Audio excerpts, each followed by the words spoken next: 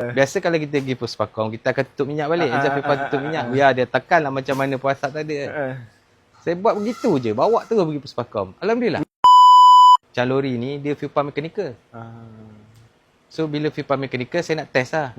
But dia beza fuel pump elektronik dengan fuel pump mechanical. Saya try kat fuel pump mechanical.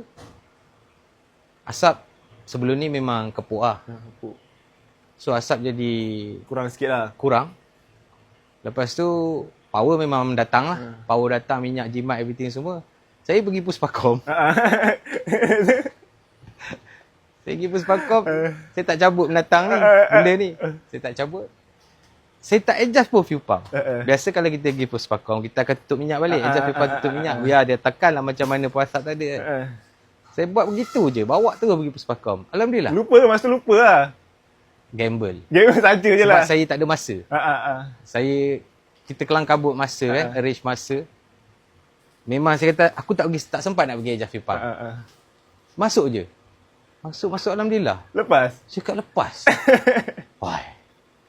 Sedap Macam ni laga ni cakap kan.